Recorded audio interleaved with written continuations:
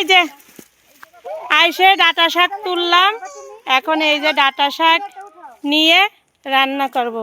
সাথে থাকেন, রান্নাও দেখাবো, খাওয়াও দেখাবো।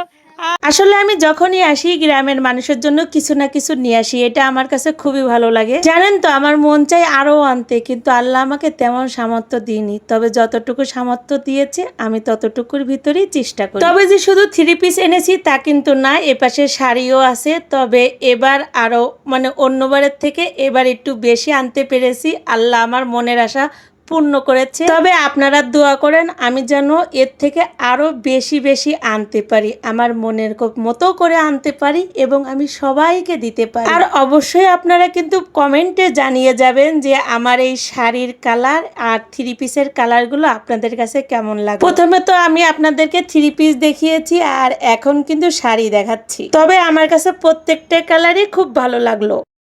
চাচা শ্বশুর ভালোবাসে কলা নিয়ে আইছে আমাদের জন্য, গ্রামের বাড়ি আইছি না। সকালে এই যে আমাদের চলছে আলু ভর্তা। এই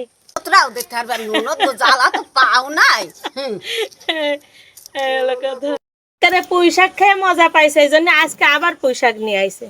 এই যে কি কালকে শাক বেশি হইলো না, আজকে শাক কম মনে হচ্ছে। কম দুই আটি, দুইটা করে 4টে। হ্যাঁ, আজকে তো আরো কম, আজকে কইলে 3 আটি পাঠাবে, অথচ এই যে 4টে কই বেশি উঠছে না। এই শাক মজা পেয়ে আবার নিয়ে আসে, কিন্তু আজকে রান্না খারাপ করে করব, তাহলে আর কালকে আবার শাক নিয়ে আসবে না। একটুখানিক দিয়ে কেমনে আমি যাবো কোন দিন, আপনারা একটুখানিক দিয়ে আমার ননদ আমার জাতি করছে শাক তুলতি। হ্যাঁ হ্যাঁ, কে যায়ন না, শাকগুলো কিন্তু সুন্দর, তরতাজা তরতাজা শাক, তরতাজা শাক।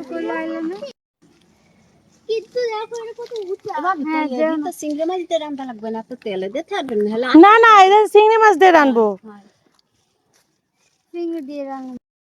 এই যে আইসে ডাঁটা শাক তুললাম, এখন এই যে ডাঁটা শাক নিয়ে রান্না করব।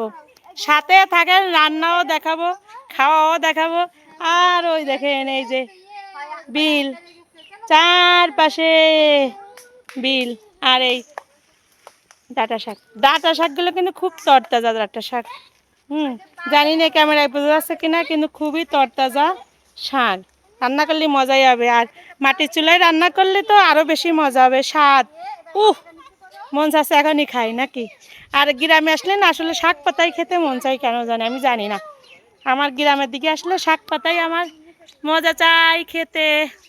এই যে গরমে দেখেন কি অবস্থা, গরমটাও পড়ছে, আর বৃষ্টি বলে ঢাকায় হয়েছে, এদিকে এখনো বৃষ্টি হয়নি।